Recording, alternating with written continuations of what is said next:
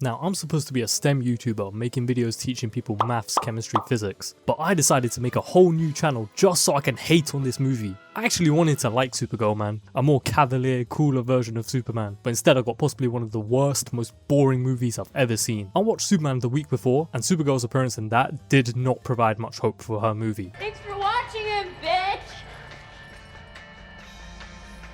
My friends were looking at me and they could tell I wanted to kill myself throughout that entire movie. Now, I will be fair and I'll give the movie props where I can, so it's not going to be 100% negative. But let's just get into this, man. So we start off the movie with Kara getting wasted partying and living in straight up squalor. Now, people actually be saying stuff like, oh wow, what a role model. But she's like, nah, I'm too cool for you, and spends most of her time dicking around on planets with red suns so that she can get drunk and party and look like the kind of girl you'd find passed out in a pool of her own vomit round the back of a nightclub on a Sunday morning. Wow, what's an inspirational character. Can't wait to see more of this. But I actually don't have a problem with this. This isn't meant to be some empowering girl boss moment showing how she's free and she can do what she wants. The movie makes it clear that she feels no sense of belonging anywhere, so she pursues hedonism. Plus this sets up character development by starting off the movie with her as irresponsible with no real purpose. So let's not act like everything a superhero does in a movie is meant to be a good thing. Then we cut to the introduction to the villain of the movie. This guy just sucks, man. I don't know what else to say. Comes in all menacing and scary, and then he asks to eat their pie. Wow, how quirky. Shut up, man!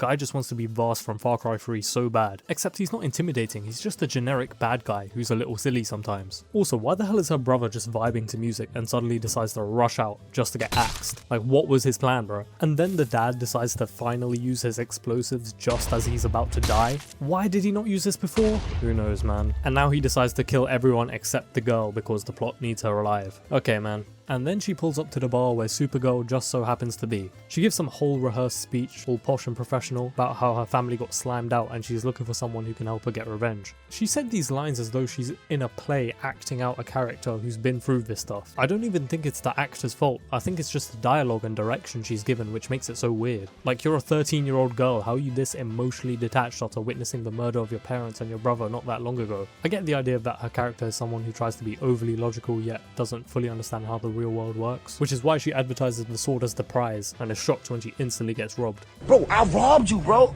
I'm gonna keep it a buck. I robbed you, gang. Supergirl then goes to help get it back in a little fight scene which I actually quite like. She can put up a good scrap even though she's drunk and without her powers. So she gives Ruthie her sword and goes back off to her ship. Ruthie then stalks her and once again starts begging it, asking her to help. And then while they're talking outside, Krem just so happens to spawn in and goes into their ship, and Krypto clocks him and charges towards him. And what does Krem do? He shoots him with a poison dart. And this poison just so happens to have a 3-day countdown till he dies, and they just happen to keep the antidote on them at all times, so isn't that convenient? So now Supergirl has a reason to go after Krem. Ruthie wants to kill him, but Supergirl is like, no, you shouldn't take revenge, but I'll make sure he suffers. Which is weird because at the end of the movie, she kills him. Okay, man. I feel like this would be so much better if he actually just straight up killed Krypto, because throughout the whole movie, Supergirl lectures Ruthie about revenge being bad, and that it's not going to help her in any way. But if Krem killed Krypto, she's going to be on smoke and then it'll turn into a proper John Wick revenge story.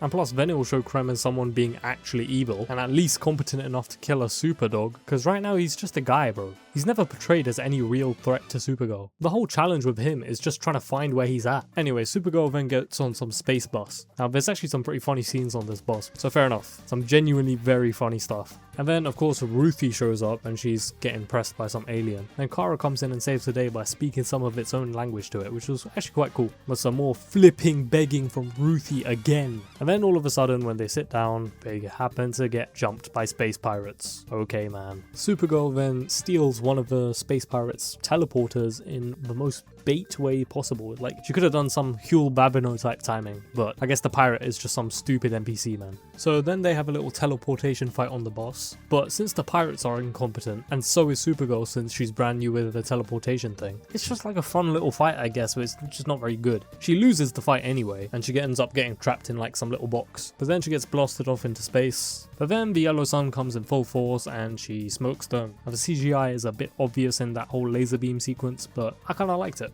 And she finally gives in to Ruthie's begging, knowing that she's not going to leave her alone, and she interrogates the space pirates about the location of Krem. Now during this interrogation, she tries to come off as like super intimidating, but it just doesn't really work. But to be fair, she is using her laser beams. If you were in that position, you probably wouldn't want to call her bluff. Now the little space pirate next to her tells her to just tell her anyway, because Krem's going to rip her apart, so So, oh, okay, man. It's like, Krem must be some serious threat if he can stand toe-to-toe with a Kryptonian. So much so that the henchmen don't even care about baiting him out. So, we'll see, man. Also, there's this joke where Supergirl gets Ruthie a spacesuit and she's freaking out. It's just not a funny joke. Anyway, we're on to the next planet, and it's equally as dreary and dull as the last one. This is the problem with this movie. It's just everywhere it's just ugly and murky and dull. And this can work in some movies, but this isn't a Batman movie. This is meant to be like some fun action movie. It's a common criticism, but it's so true. The comics is based off is bright and vibrant, but you get none of that in the movie. Even Superman had some bright, vibrant colors. Anyway, speaking of Superman, Ruthie asks if there's anyone else like her on her planet who has powers. She says only one other person, her cousin Clark. But everyone calls him Superman, and she asks, And you are Superwoman? Supergirl. Are you considerably younger than he is?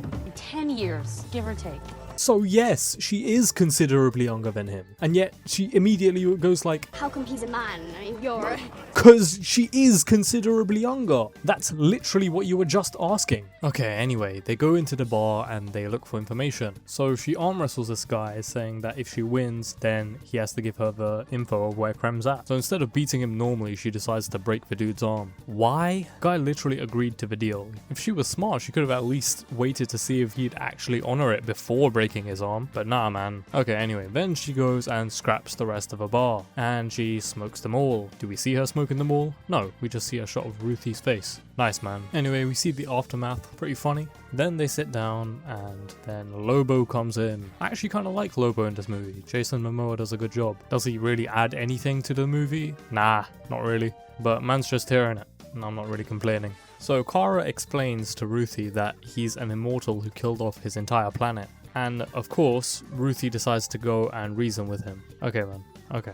Then Supergirl has to come in and save her, of course, and then Lobo walks away. Then the couple at the bar take them to their house, saying that they got some info on where Krem's at. So they go to their house and Supergirl and Ruthie are just chopping it up. Supergirl's explaining why she's jaded and Superman is not. Then we get the Krypton flashback, which I think cinematically is actually quite cool. But that's about it. There's nothing too crazy to talk about in it. Like, Kara did grow up on Krypton, whereas Superman grew up on Earth. And Kara lost every single person she grew up with. But it's like, I don't feel that, bro. I don't feel her struggle or her trauma. It just isn't explored enough. Like, perhaps if we saw how the partying from the beginning of the movie was more of a cope for her, instead of something like just some fun, silly montage, then we could actually feel the weight of her sadness and how it affects her and her life. Anyway, she goes downstairs and asks where the guy's at, because they're taking forever. And these guys are acting a little sus and they serve her a drink. And the drink's poisoned. Wow, they really double-crossed them. Who cares, man? Who are these random guys? I don't care about this double-cross. The brigands told them that if they bring in 2 girls, they'll release their daughter. And for some reason, the guy folds immediately. I mean, I guess he's a good guy, but damn, bro. Like, show a little follow-through with your plan. Then he directs her to the milk in the fridge, so she drinks it to try and coat her stomach from the poison. Then Krem suddenly bursts through the wall for some reason, and is about to take on a weakened Supergirl. Expect more of this soon. So she's vomiting, and Krem comes in and starts ragdolling her, but ultimately does no damage. Main villain of the story, by the way. If you compare this to something like the No Way Home Green Goblin scene, it's a night and day difference. Green Goblin is actually menacing in that. Krem is just not a threat to Supergirl. And then Lobo comes in and starts chopping down all these containment chambers, and they do a little needle drop fight scene. And then Krem's out here drinking that milk that Supergirl was drinking earlier, because he's just so weird, man. And then he slowly walks towards that couple's daughter to be all menacing and go after her to kill her. So just as he's about to kill her, Ruthie comes in and jumps and he's about to kill him with her sword. But Supergirl grabs Ruthie and flies her away. Then they have a little scrap,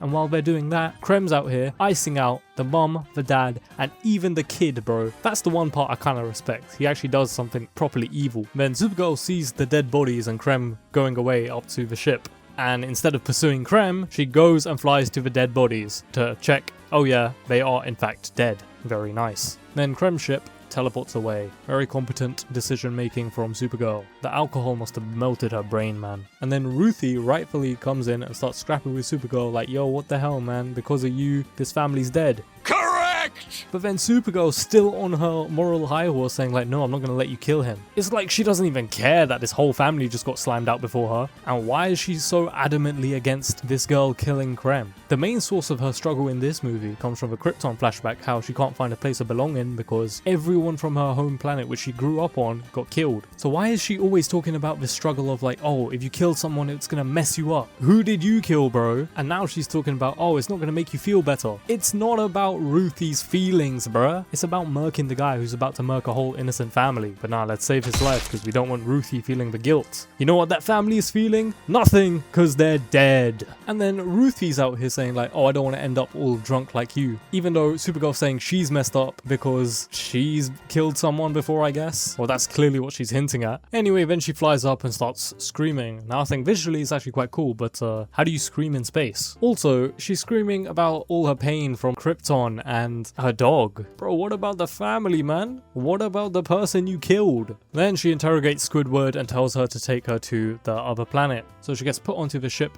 disguised as a prisoner, and on the ship she uses her x-ray vision to look at her watch. Would have been real useful to use that before. And then the second she lands on the planet, it just happens to be a planet with both a yellow and a green sun. So then she just gets knocked out as soon as she gets there. Nice, man. And then we get a flashback to the time where she lands on Earth. I actually really like this scene because Superman actually seems like a genuine normal person, and despite the language barrier, he actually tries to be welcoming. He wants Kara to feel at home on this planet. But then we cut to her in Metropolis, and she is not a fan of industrial society. The Industrial Revolution and its consequences have been a disaster for the human race. She feels she doesn't belong on Earth, so then she puts on her headphones and plays some Earth music. The only thing there to cheer her up is Crypto. But then the flashback ends and we're in a cave where Ruthie has snuck onto the planet. Krem left your ship on Bilky, and I found this. Thought that it might help.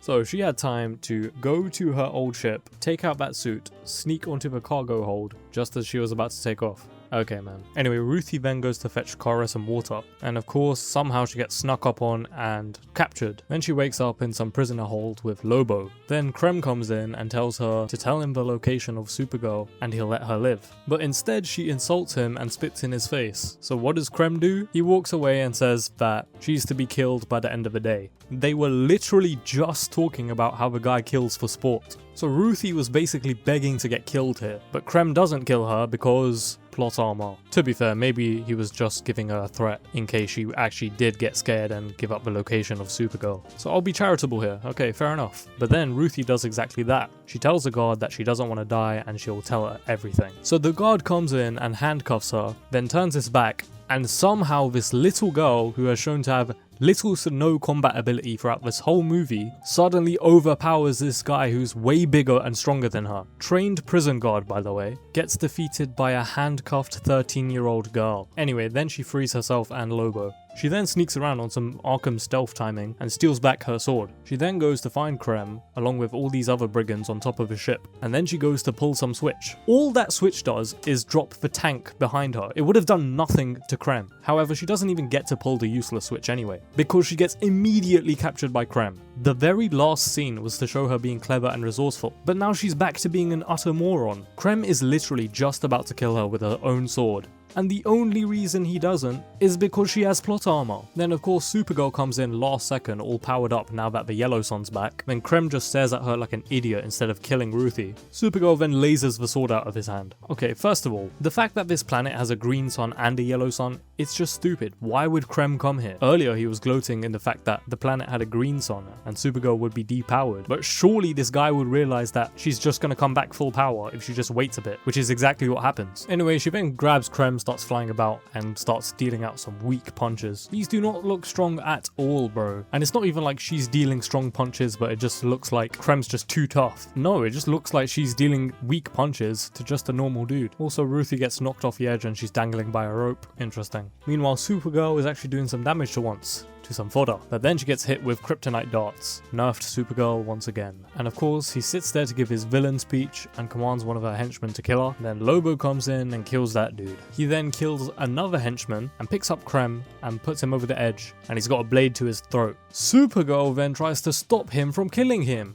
Why? You didn't care when it was some nameless henchman. The whole point is she doesn't want Ruthie killing the guy because she's a 13-year-old girl and she doesn't want her to go through the trauma of killing someone. Why would she stop the mass murderer from killing this mass murderer? She kills him at the end of the movie anyway, but then he takes the blade away from his throat and drops him instead because Supergirl gave him plot armor. So now he ends up dangling from the same rope that Ruthie's dangling from. Then Lobo decides to hop back on his oppressor and start spamming grenades and just blowing up this whole ship like it's just cause. Supergirl then scraps with some more fodder and ends up underwater in a tank. Ruthie drops down to safety and the airship crashes. Supergirl does some big explosion, then takes Ruthie away from all the explosions. Supergirl then goes to save all the women prisoners from the remains of the ship, but I guess her X-ray vision failed to see that Krem was literally a 2-second walk away. So while she's off saving them, all the brigands and Krem come to jump Ruthie. Krem literally just tells her, yo, kill me if you're that guy, bro. Once again, he had a perfect opportunity to kill her, but instead chose to talk to her. Nice one, man. And Supergirl saves the woman, and Krem gets scared, goes to kill Ruthie, but Supergirl grabs him and makes him play around in some sand.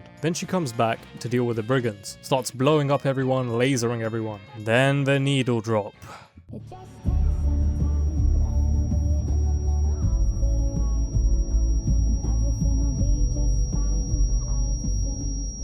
Now, I actually don't hate this cover of the middle, but it doesn't belong here, man. This is the climax of the movie. This song just doesn't fit the moment. If this was the song they picked for the credits, then fine. But nah, it's this. This kind of reminds me of the Mr. Terrific scene in Superman, except that's actually a good scene, because it's just two side characters dealing with some fodder on a little side quest. It's just a fun little scene, nothing more than that. But here we got the full power Supergirl in her super suit, just killing everyone with her powers. And these people are definitely dying in this scene, man. Some of these shots are actually pretty good. It shows Ruthie being fully in awe of Supergirl. Like this was some drunk she met at the beginning of the movie and now she's doing all this. I kind of see it. But like I said, the music just ruins it. Then one of the women who were captured kills one of the henchmen and Supergirl looks in approval. But then Ruthie goes to kill Krem. No, Ruthie, don't be killing people. Of course Supergirl talks her out of it, only to kill him herself. While Lobo looks on, being like, yeah, some nonsense movie, bruv. She takes the antidote and they cut back. Crypto gets healed, they go for one more party and they're all happy. And now we cut back to Metropolis, where Supergirl walks into Clark Kent's apartment. Superman's there to greet her and they have like a nice little conversation. The scenes with Superman in them, well the two scenes, are actually good. Because Superman's a real guy and they're here having a real human conversation. He knows that if she spends time on this planet, she'll fix up.